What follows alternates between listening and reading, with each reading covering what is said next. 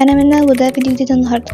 فيديو النهاردة هيكون أول فيديو من سلسلة آخر سنة دراسية في حياتي. السلسلة دي هشارك فيها معاكم كل حاجة من أول التجهيزات لحد آخر يوم في الكلية. طبعا النهاردة هشارك معاكم أول حاجة تجهيزات اللبس والمشتريات وكمان السكين كير وحاجات كتيرة جدا في الفيديو ده، فلو انتم مهتمين تعرفوا تفاصيل كملوا الفيديو للآخر.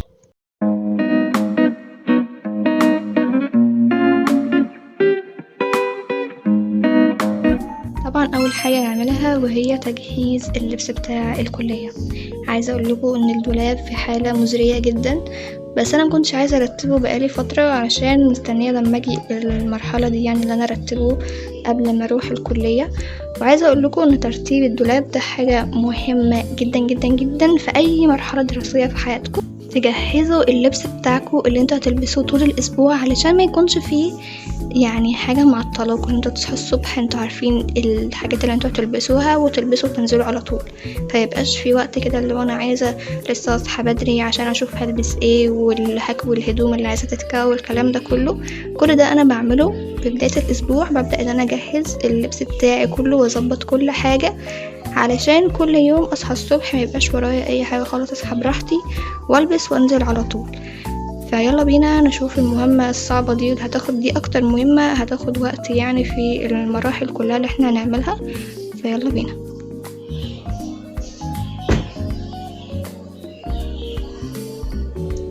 يعني بجد مش قادرة اوصف لكم المنظر عامل ازاي. فيعني عادي يا جماعة، يعني ما حدش يقول بقى اي كومنت يعني غير لطيف، علشان عادي يعني كلنا دولاباتنا مش مترتبة وبيجي علينا وقت نرتبها وبترجع تبوظ تاني يعني، فمش مشكلة. فيلا بينا نشوف هنرتب الوضع ده ازاي. طبعا الرف اللي فوق ده احنا مالناش دعوه بيه اصلا، يعني مش هاجي جنبه دلوقتي، مفيش وقت. فاحنا هنرتب بس اللي هو اللبس بتاع الخروج اللي انا بخرج بيه علشان يكون جاهز.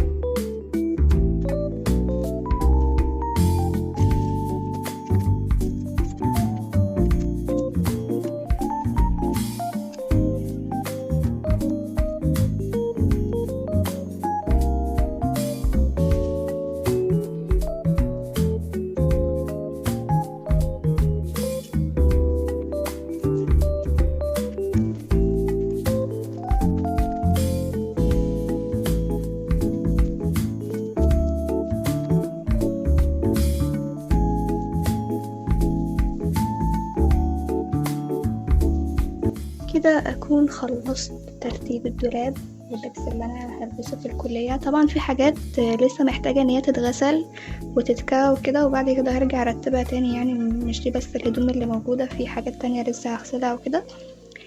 فكده اول حاجه خلصناها، ويعني دي اهم مرحله بجد. لو عملتوا المرحله دي او عملتوا ده طول حياتكم، يعني حتى لو انتوا بتشتغلوا او مبتدرسوش يعني، ورتبتوا اللبس بتاعكم بتاع الاسبوع كامل في يوم واحد، هيوفر عليكم كتير جدا صدقوني.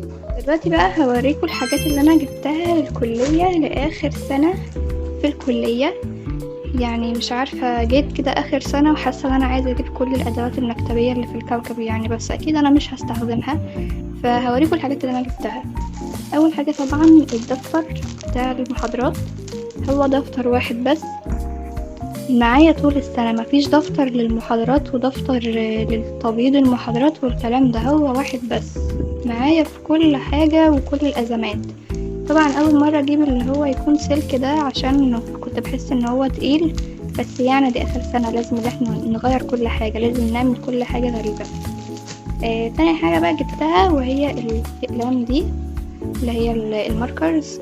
طبعا قبل كده كنت بجيب قلم واحد قلمين بالكتير، فجبت بقى الستة على بعضها علشان يكون عندي بقى الوان كتيرة وحاجات كتيرة وكده.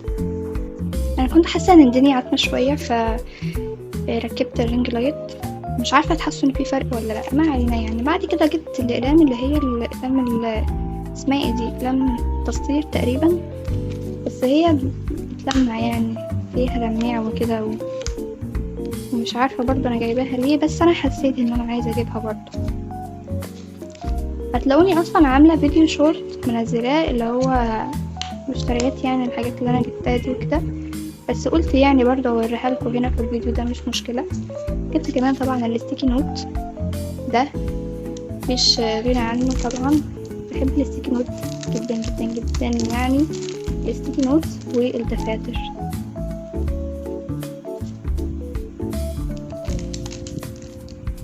طبعا كان في لسه عايزه اجيب كمان شكل، بس بقى ايه يعني لسه هيجي مش دلوقتي. وكمان اللي هي الفواصل دي، فواصل الكتب، مع ان اصلا احنا ما عندناش كتب، مش هيعمل ضرر. طبعا اهم حاجه النوت بوك، هي النوت بوك اللي بتكون معانا ديت نكتب فيها كل حاجه، كل الملاحظات بتاعتنا، بكتب فيها المواعيد، مواعيد التسليمات، المحاضرات امتى، كل حاجه بكتبها في النوت بوك دي، ما بتخرجش من شنطتي ابدا ابدا يعني طول المرحله الدراسيه دي. واخر حاجه طبعا قلم، هو قلم واحد بس مفيش غيره، وكمان قلم رصاص يعني بس هو ايه مش موجود هنا حاليا. وبس كده الحاجات اللي انا جبتها.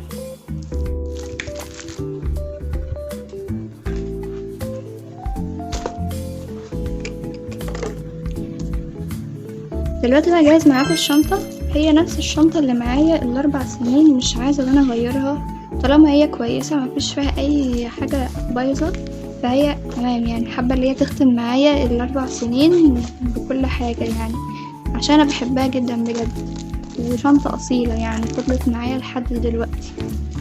هناخد ايه بقى في شنطة الكلية؟ اول حاجة طبعا الدفتر بتاعنا،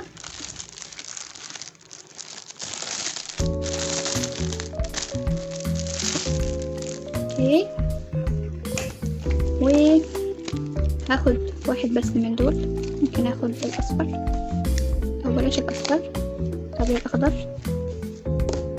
طبعا دي مش هاخدها معايا، مش هستعملها، ولا كمان الاقلام دي هاخدها معايا، هستعملهم هنا في البيت. اهم حاجة طبعا صديقتنا النوت بوك والقلم وقلم رصاص، وكمان اللي هي الفواصل مش هاخدها برضو معايا، والمحفظة بتاعتنا هي مش محفظة هو بوك يعني. برضو اللي عايزة اقول لكم ان ده يعني ممكن الناس اللي من زمان تكون شافته في تجهيزات يعني لشنطة قبل كده برضو بتاعت الكلية. البوك ده موجود معايا من وانا كنت لسه في تانية، في اولى ثانوي حرفيا، وانا دلوقتي في رابعة، فيعني بقاله كتير قوي معايا يعني، وببقى عايزه اغيره كتير يعني، ببقى عايزه اجيب واحد تاني، بس بحس ان هو لا ده اصيل معايا، انا بحب الحاجات اللي هي تفضل معايا كتير قوي دي بجد. طبعا اهم حاجه المعقم بتاعنا مفيش غنى عنه، واخر حاجه طبعا كارنيه الكليه او الايه الكارنيه، تمام، كليه التربيه. وطبعا اهم حاجه والاهم هي ازازه الميه. يا جماعه يا جماعه يا جماعه هاتوا معاكم ازازه ميه يا جماعه، بلاش يعني تروحوا الكليه من غير ما تشربوا ميه او من غير ما تاخدوا معاكم ازازه ميه، لان انا ما بحبش حد يشرب مني ميه يعني، لان انا بعد كده ما بحبش ان انا اشرب منها تاني. فده تنويه لاي حد هيشوف الفيديو ده، خدوا معاكم ازازه ميه يا جماعه وانتوا رايحين الكليه. تمام، نجهز بقى الشنطه.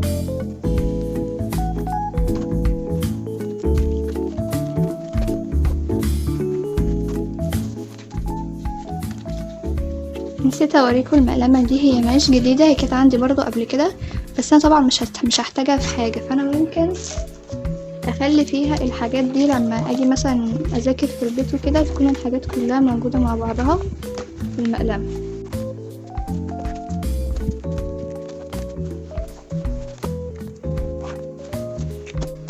الشنطه بقت تقيله من ازازه الميه طبعا، لان احنا ما بنشتريش كتب،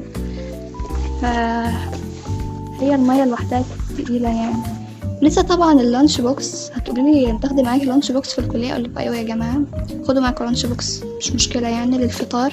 هو مش لانش بوكس، هو بيكون اكتر حاجه بفطر بيه يعني طبعا هناك في الكليه، وبعد كده بناكل اي حاجه تانية بقى واحنا هناك.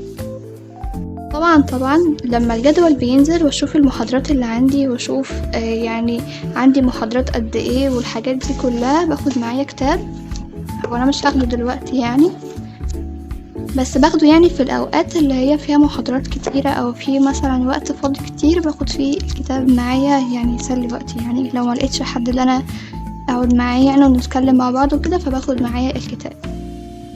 وحاجة مهمة برضه هي الدفتر ده بتاع التحضير، لان طبعا احنا في كلية تربية وكده، فبيكون محتاجين ان احنا معانا دفتر تحضير عشان التربية العملي. فهو ده موجود معايا من السنة اللي فاتت برضه، مش هجيب واحد جديد.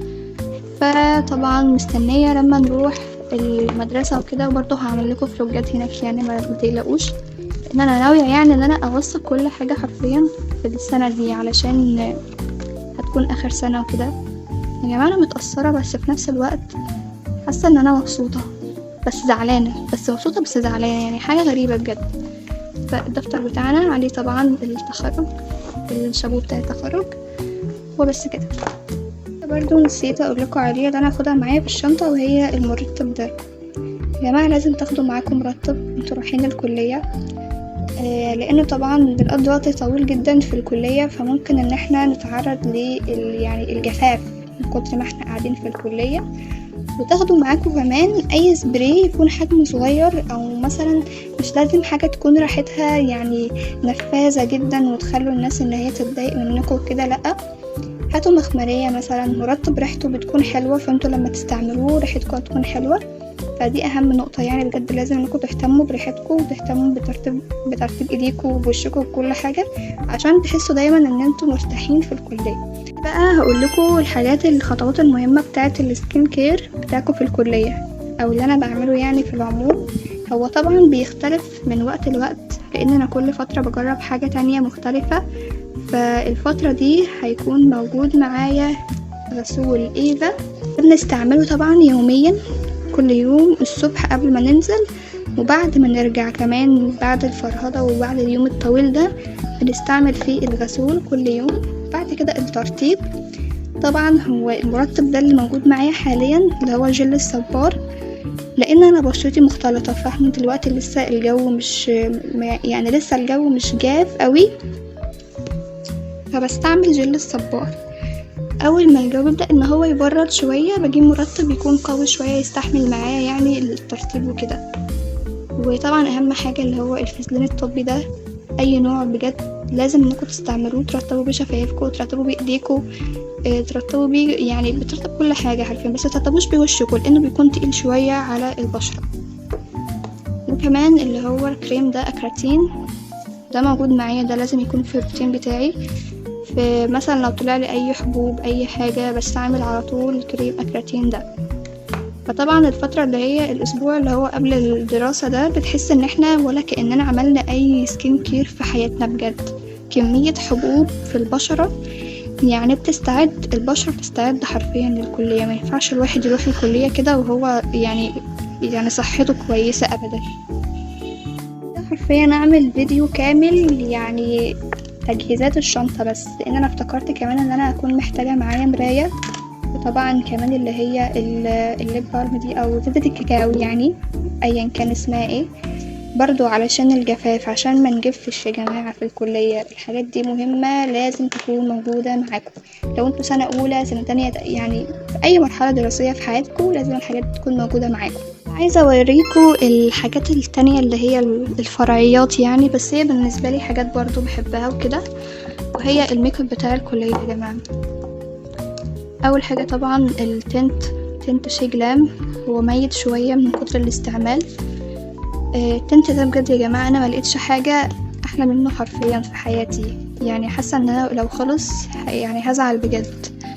تاني حاجة الماسكارا، برضو بحب الماسكارا دي جدا. وكمان الصن بلوك، يعني هو الصن بلوك انا عارفة ان النوع ده مش كويس او ان هو ما بيعملش يعني مفعول حلو، بس يعني الميزانية كانت يعني بايظة خالص، فيدوب اي حاجة تقضي الغرض وخلاص.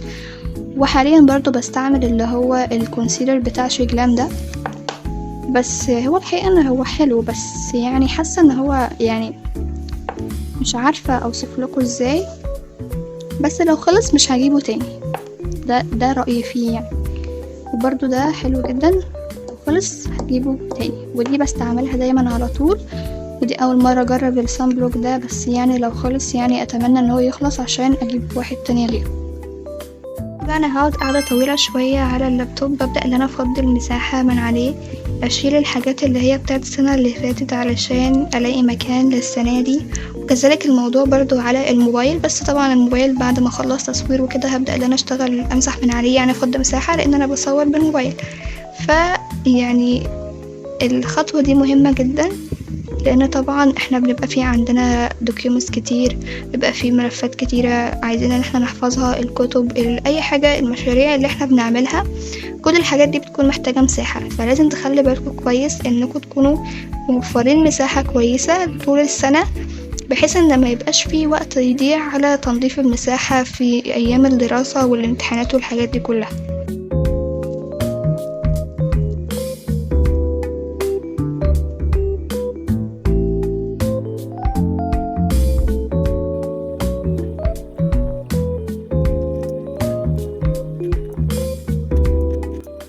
انا لسه دلوقتي هكمل باقي التنظيفات على اللابتوب وكمان على الموبايل، بس يعني حبيت ان انا اختم الفيديو واقول لكم يعني عام دراسي سعيد، وعام دراسي لكل واحد لسه داخل الكلية، كل واحدة طبعا لسه داخلة سنة اولى كلية.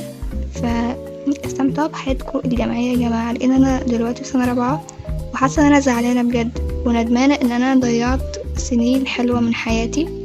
وسنة رابعة يعني هيخلصوا والدنيا هتخلص خلاص، يعني حاولوا انكم تعملوا ذكريات حلوة في اخر سنة ليكوا في الكلية، وفي تصوروا في الجامعة واعملوا حاجات يعني مجنونة شوية، مش لازم مجنونة ان انتوا تعملوا حاجات يعني غلط يعني او حاجات خطرة. الفكرة كلها ان احنا بنعمل بس ذكريات تفضل موجودة عندنا طول حياتنا، نتفرج عليها بعد ما نكبر ويكون عندنا بيت وأسرة، ونتفرج عليها ونتبسط. وبس كده، اشوفكم الفيديو الجاي على خير، وكونوا بخير، الى اللقاء.